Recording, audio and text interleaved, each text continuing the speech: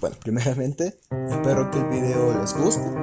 Hoy no puedo hacer ninguna intro, ni robar ninguna intro de otro canal. Sin embargo, espero de que el video les ayude bastante a los que no lo han entendido o a los que lo han entendido haber podido entender un poco más el funcionamiento. Pues realmente a mí me costó bastante comprenderlo y pues espero que les guste y perdón porque muchas veces cometí error de pronunciación o cosas por el estilo. Pues ahí les va. Muy buenas a todos, mi nombre es Kevin. El día de hoy les explicaré la función de un par de circuitos. El que tenemos en pantalla se denomina indicador de nivel de agua y como ustedes podrán deducir, su función es indicar en qué nivel está el agua. Sus componentes.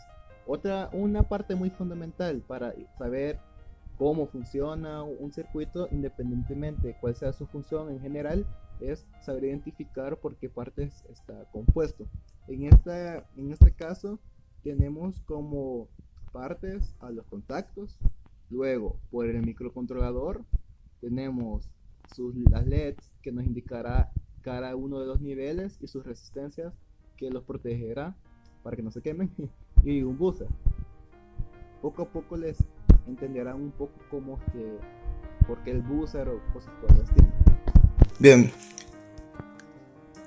hablando un poco sobre el microcontrolador, un dato muy importante a destacar es que internamente él está compuesto por pares de transistores.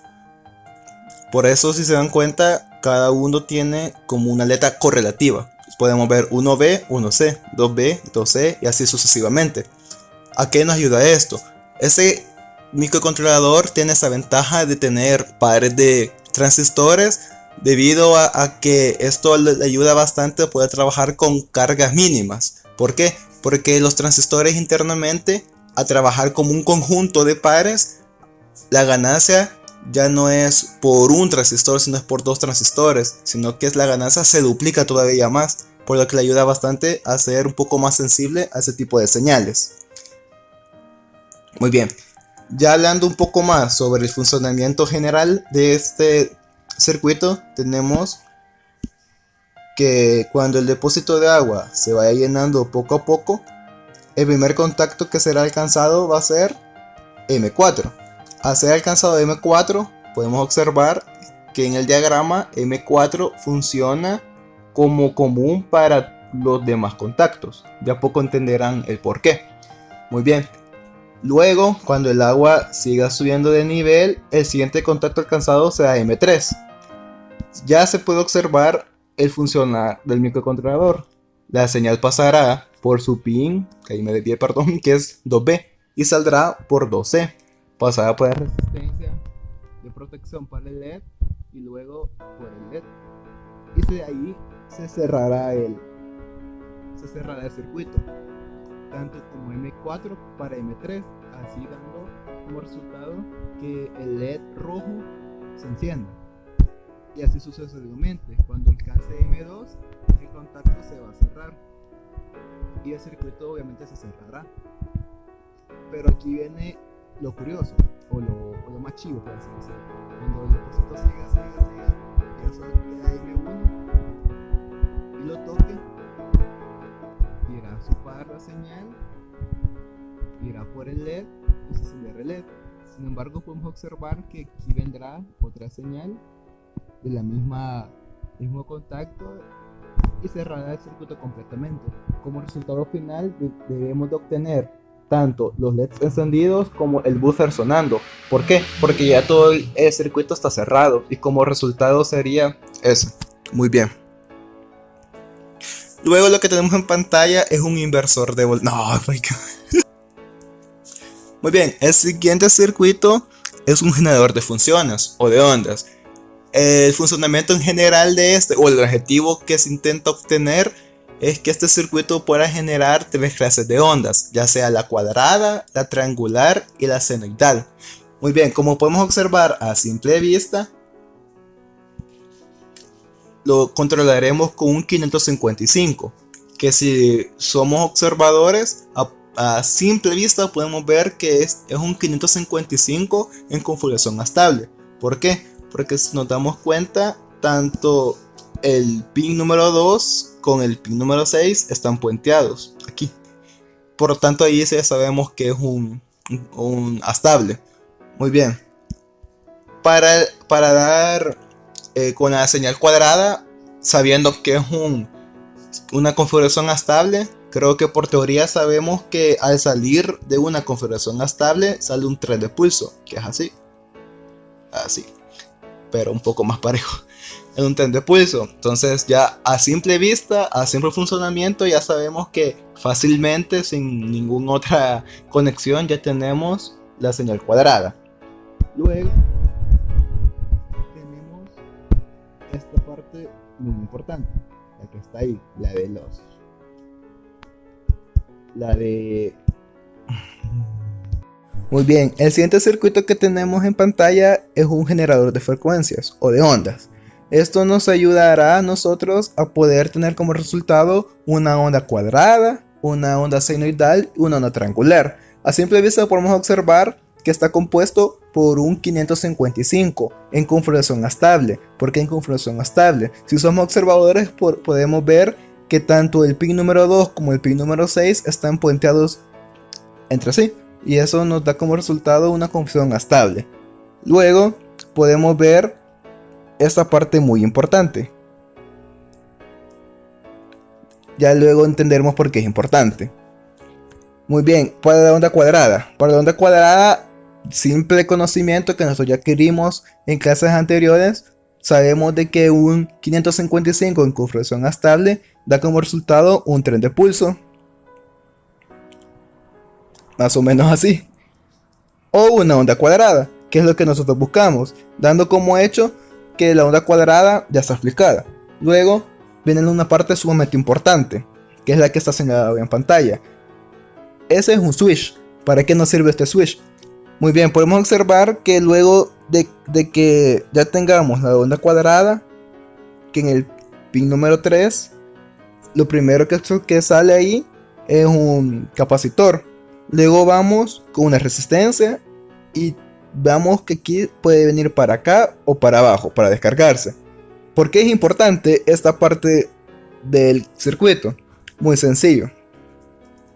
La forma de la onda varía bastante por el valor de la resistencia y un capacitor. Un ejemplo más sencillo para no enredarme ni a mí ni enredarlos a ustedes en la explicación sería este, cual ya les enseño. Sería este, en el cual podemos observar a simple vista que como la forma de la sonda va variando tanto por el valor de sus resistencias, tanto el valor de resistencias como el valor de los capacitores. La única diferencia es que aquí no trabajamos ya con un 555, sino con un amplificador operacional, pero la base siempre es la misma. Va a cambiar según tanto como su resistencia como con su capacitor. Como podemos observar ya en el circuito real en que lo estamos analizando, este capacitor tiene como valor 47 nanofarados y aquí tiene 10 nanofarados. Y también su resistencia importa bastante, pero en este caso le hemos puesto una resistencia dos resistencias de igual valor. Sin embargo, aquí podemos observar que la primera resistencia es de un microfarado, perdón. Y así podemos ver que al realizarse el cambio de switch, tanto el contacto cambia bastante, que se cerraría aquí. Y si se cerraría en la triangular, sería aquí. Y así nosotros podemos ver cómo dar este tipo de señal. La explicación anterior también se puede ver justamente en esta parte, donde ahí sí un amplificador operacional es el que toma el trabajo de poder jugar con el valor de la resistencia y el valor de la capacitancia para dar como señal una onda tanto senoidal como triangular. Muy bien, el siguiente circuito es el que tenemos en pantalla, que se denomina inversor de voltaje. Su función es amplificar 12 voltios a 120 voltios. Como podemos observar, también este 555 está en configuración estable. Por lo tanto, su resultado o la salida de pin 3 es una onda cuadrada. A la onda cuadrada, lo primero que se va a topar son un juego de inversores, que son estos. Esos juegos de inversores funcionan de la siguiente manera. Por ejemplo, a la entrada de este inversor, borro esto. A la entrada de este inversor, hay un 1, como resultado dará un 0. Y así sucesivamente. Si hay un 0, hay un 1. Esa es la función de esta parte del circuito. De esta parte. Jugar con esas variables. Esa resistencia simplemente nos funciona para poder proteger al integrado. Porque físicamente ese juego de inversores se puede conseguir en un integrado. Luego vemos en la parte sumamente importante, que es la parte de aquí. Esa parte. Ahí podemos observar que luego de pasar por el juego de inversores, se encontrará con dos transistores, que son transistores MOSFET. Esos transistores MOSFET tienen la capacidad de poder conmutar o poder amplificar las señales. Aquí es donde ven lo más importante, ocurre la magia. ¿Cómo es que los 12 voltios que tenemos de entrada pasan a 120 simplemente por un juego de inversores y de MOSFET? Estos MOSFET, al momento de recibir el voltaje ya invertido de los inversores, valga la redundancia, lo que hará simplemente es amplificarlo. Lo amplificará a gran manera. Luego de que esa corriente o ese voltaje pase siendo amplificado, vendrá a este transformador, lo que le dará finalmente la forma o la cantidad de 120. Muy bien, para finalizar tenemos en pantalla el circuito denominado variador de velocidad. Este circuito está compuesto por una voltaje de entrada de 120 voltios alternos, dos resistencias, una resistencia variable o potenciómetro y una resistencia no variable de 39 kiloohmios. De ahí tenemos a estos dos amiguitos, el cual quiero entrar en énfasis. El primero, que es a donde sale la línea, este amiguito es un semiconductor de 4 capas, el cual se denomina PUT.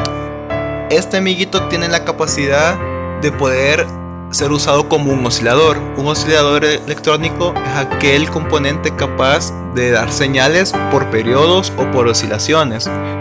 Todo esto varía según la carga que nosotros le estemos dando a este amiguito, lo cual dependerá completamente de la carga que pase por este juego.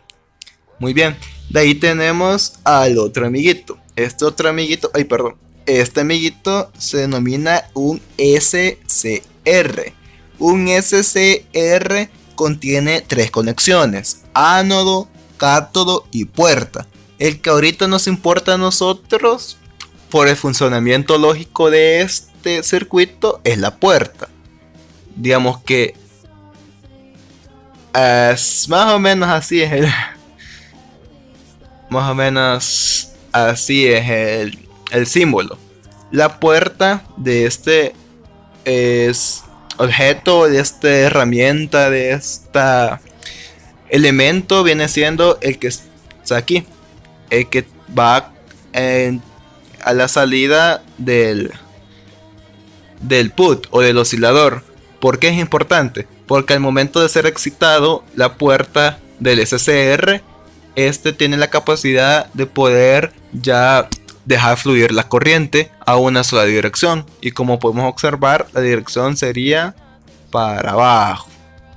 Muy bien, en el circuito nos daban la especificación que teníamos que usar como voltaje de control un diodo Zener. Este diodo Zener tiene la capacidad de poder trabajar con frecuencias altas. Ese diodo Zener tenía que llegar hasta los 12 voltios. ¿Por qué hasta los 12 voltios? Porque en los 12 voltios nosotros tenemos que poder encender el motor. El motor es el que dice M de motor. Al momento de que el PUT haga rompa los 0.6 voltios que necesita para entrar en funcionamiento, encenderá el SCR y por lo tanto la corriente o el circuito se cerrará. Y de esa manera simple pero sumamente interesante, a mí fue el que más me gustó su funcionamiento porque es simple pero complejo a la vez, y eso lo hace para mí muy interesante. Es que el motor puede comenzar a funcionar. ¿Cómo es que varía su velocidad? Su velocidad varía por un simple hecho, que es este. Si nosotros le damos que la resistencia o el potenciómetro vaya subiendo su valor, obviamente la oposición a la corriente será mayor. Por lo tanto, el put será menos excitado y dejará salir menos la velocidad o controlar menos la velocidad.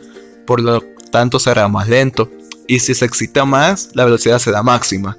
Por eso es muy importante el potenciómetro, porque de él depende bastante la velocidad y todo eso. También viene siendo del Zener, porque el voltaje o la frecuencia que nosotros le demos al Zener es el que va a definir también la velocidad. Por lo tanto, tenemos que tanto el SCR simplemente es un diodo que nos cierra el voltaje que viene entrando por acá y solo lo deja fluir si esta parte funciona. Si no funciona, por ningún motivo se debe encender el motor. Eso nos ayuda para proteger el motor. ¿Por qué? Porque si este motor recibe una sobrecarga o por el estilo, se puede dañar fácilmente. Pero con el SCR protegiéndolo, costará más. Y eso es todo. Espero que les haya gustado. Gracias por la atención.